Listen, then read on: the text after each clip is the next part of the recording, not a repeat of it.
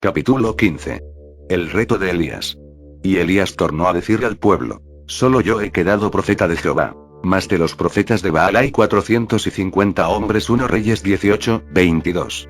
Los justos son valientes como leones. Las dificultades nunca les acobardan, el número de los que están dispuestos para la batalla contra ellos nunca les causa desmayo. Si Dios está por ellos, Romanos 8:31, no les importa quién esté contra ellos, porque la batalla no es suya. Es verdad que había 100 varones de los profetas de Jehová escondidos en cuevas, verso 13. Pero, ¿de qué servían en la causa del Señor? Parece ser que temían mostrarse en público, por cuanto no hay indicación de que estuvieran presentes en el Carmelo. De los 451 profetas reunidos en el monte en aquel día, solo Elías estaba al lado de Jehová. Lector, la verdad no puede juzgarse por el número de los que la confiesan y apoyan. El diablo siempre ha tenido la inmensa mayoría en su bando. ¿Y es distinto en nuestros días? ¿Qué tanto por ciento de predicadores de hoy en día están proclamando la verdad de modo incondicional, y entre ellos, cuántos hay que practiquen lo que predican? Dénsenos pues 2 bueyes, y escójanse ellos el uno, y córtenlo en pedazos, y pónganlo sobre leña, mas no pongan fuego debajo. Y yo aprestaré el otro buey, y pondrélo sobre leña, y ningún fuego pondré debajo. Invocad luego vosotros en el nombre de vuestros dioses, y yo invocaré en el nombre de Jehová. Y el Dios que respondiere por fuego, ese sea Dios. Había llegado la hora de poner las cosas en claro. Jehová y Baal hablan de enfrentarse ante la nación entera. Era de la mayor importancia que el pueblo de Israel fuera despertado de su indiferencia impla y que fuera establecido de modo incontrovertible quién era el Dios verdadero, el que tenía derecho a su obediencia y adoración. Elías, por lo tanto, se propuso que el asunto quedara fuera de toda duda. Habla quedado demostrado ya, por medio de los 3 años de sequía que la palabra del profeta habla producido, que Jehová podía retirar la lluvia a placer, y que los profetas de Baal no podían cambiar nada ni producir lluvia ni rocío. Ahora iba a hacerse otro experimento, una prueba por fuego, lo cual les atañía más debido a que Baal era adorado como señor del sol y sus devotos eran consagrados a él pasando por el fuego. 2 Reyes 16:3. Era, por consiguiente, un reto que los profetas no podían rechazar sin reconocer que no eran más que unos impostores. Esta prueba del fuego, no solo obligaba a los profetas de Baal a salir a campo abierto y por consiguiente ponía en evidencia la futilidad de su simulación, sino que, además, estaba calculado de modo eminente para apelar a la mente del pueblo de Israel. En cuántas ocasiones gloriosas en el pasado Jehová había respondido por fuego. Esta fue la señal dada a Moisés en el monte Horeb, cuando apareciósele el ángel de Jehová en una llama de fuego en medio de una zarza. Y él miró, y vio que la zarza ardía en fuego, y la zarza no se consumía. Éxodo 3:2. Este era el símbolo de su presencia con su pueblo en sus viajes por el desierto, cuando Jehová iba delante de ellos de día en una columna de nube, para guiarlos por el camino. Y de noche en una columna de fuego para alumbrarles. Éxodo 13:21. Así fue cuando se hizo la alianza y Dios dio la ley. Todo el monte de Sinaí humeaba, porque Jehová había descendido sobre él en fuego. Y el humo de él subía como el humo de un horno. Éxodo 19:18. Esta fue, también, la señal que dio de aceptar los sacrificios que el pueblo le ofrecía sobre el altar. Y salió fuego de delante de Jehová, y consumió el holocausto y los sebos sobre el altar. Y viéndolo todo el pueblo, alabaron, y cayeron sobre sus rostros. Levítico 9:24. Así fue, también, en los días de David, véase 1 Crónicas 21:27. De ahí que el hecho de que descendiera fuego del cielo de modo sobrenatural en esta ocasión pusiera de manifiesto al pueblo que Jehová, el Dios de Elías, era el Dios de sus padres. El Dios que respondiere por fuego. ¡Qué extraño! ¿Por qué no el Dios que respondiere por agua? Esto era lo que el país necesitaba con tanta urgencia. Sí, pero, antes de que pudiera dárseles lluvia, había de intervenir algo más. La sequía fue un juicio divino sobre la nación idólatra, y la ira de Dios había de ser aplacada antes de que su juicio pudiera ser conjurado. Y ello nos lleva al significado más profundo de este notable drama. No puede haber reconciliación entre un Dios santo y los pecadores excepto sobre la base de la expiación, y no puede haber expiación o remisión de pecados sin derramamiento de sangre. La justicia divina ha de ser satisfecha, ha de infligirse el castigo que reclama la ley quebrantada, o al reo culpable o a un sustituto inocente. Y esta grande y básica verdad es lo que se presentó de modo inequívoco ante los ojos de la hueste reunida en el monte Carmelo. Se tomó un buey, fue cortado en pedazos y puesto sobre leña, y el Dios que hiciere descender fuego que consumiera el sacrificio atestiguaría ser el solo Dios de Israel. El fuego de la ira de Dios ha de descender, bien sobre los culpables, bien sobre el sustituto sacrificado. Como hemos señalado anteriormente, que descendiera fuego del cielo sobre la víctima vicaria, 1 Crónicas 21, 27, no solo era la manifestación de la ira santa de Dios al consumir aquello sobre lo cual se ponía el pecado, sino que era, también, el testimonio público de que aceptaba el sacrificio al subir a él en el humo como un olor suave. Era, por lo tanto, una prueba visible de que el pecado había sido juzgado, expiado y borrado, y de que la justicia divina era vindicada y satisfecha. Era por ello que, en el día de Pentecostés, el Espíritu Santo descendió y apareció en forma de lenguas repartidas, como de fuego. Hechos 2, 3. Al explicar los fenómenos que tuvieron lugar aquel día, Pedro dijo: a este Jesús resucitó Dios, de lo cual todos nosotros somos testigos. Así que, levantado por la diestra de Dios, y recibiendo del Padre la promesa del Espíritu Santo, ha derramado esto que vosotros veis y oís. Sepa pues ciertísimamente toda la casa de Israel, que a este Jesús que vosotros crucificasteis, Dios ha hecho Señor y Cristo. Hechos 2, 32, 33, 36. El don del Espíritu en forma de lenguas como de fuego puso de manifiesto que Dios aceptaba el sacrificio expiatorio de Cristo, testificaba de su resurrección de los muertos, y afirmaba su exaltación al trono del Padre. El Dios que respondiere por fuego. El fuego, por consiguiente, es la evidencia de la presencia divina. Éxodo 3, 2. Es el símbolo de la ira que odia el pecado. Marcos 9, 43, 49. Es la señal de que acepta el sacrificio de un sustituto señalado. Levítico 9, 24. Es el emblema del Espíritu Santo. Hechos 2, 3, que ilumina, inflama y limpia al creyente. Y es por fuego que juzgará al incrédulo, porque, cuando vuelva el Redentor despreciado y rechazado, lo hará en llama de fuego, para dar el pago a los que no conocieron a Dios, ni obedecen al Evangelio de nuestro Señor Jesucristo, los cuales serán castigados de eterna perdición por la presencia del Señor. Y Tesalonicenses 1, 8, 9.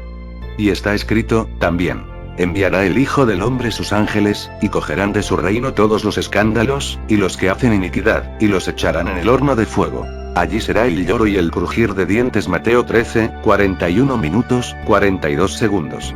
Ello es indeciblemente solemne. Lástima que no se oiga hablar desde los púlpitos infieles del hecho de que nuestro Dios es fuego consumidor. Hebreos 12, 29. ¿Qué despertar más terrible habrá aún, por cuanto en aquel día se verá que el que no fue hallado escrito en el libro de la vida, fue lanzado en el lago de fuego? Apocalipsis 20, 15. Dénsenos pues 2 bueyes, y escójanse ellos el uno, y córtenlo en pedazos, y pónganlo sobre leña, mas no pongan fuego debajo. Y yo aprestaré al otro buey, y pondrélo sobre leña, y ningún fuego pondré debajo.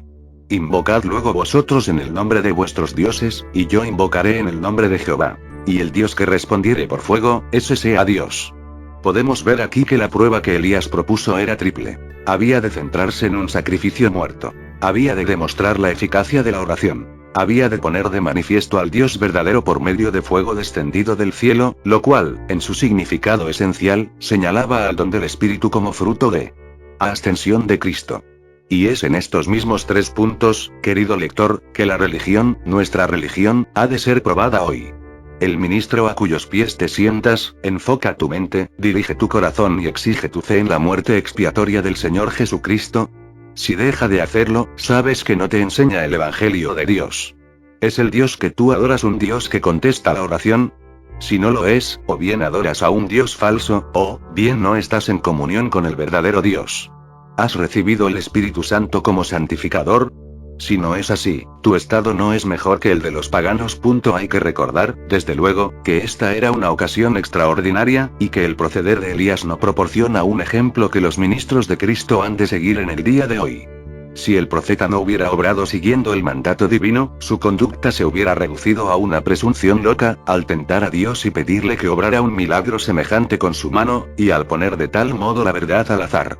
Pero, por sus propias palabras, está claro que obraba según las instrucciones del cielo. Por mandato tuyo he hecho todas estas cosas. Esto, y nada más que esto, es lo que ha de guiar a los siervos de Dios en todas sus empresas. No deben ir ni una jota más lejos de lo que el cometido divino exige. No deben hacer experimentos, ni obrar por propia voluntad, ni seguir tradiciones humanas. sino que deben hacer todas las cosas según la palabra de Dios. Elías no temía, tampoco, confiar en el Señor acerca del resultado. Había recibido órdenes, y las había cumplido con fe sencilla, plenamente convencido de que Jehová no le dejaría ni le avergonzaría delante de la gran asamblea.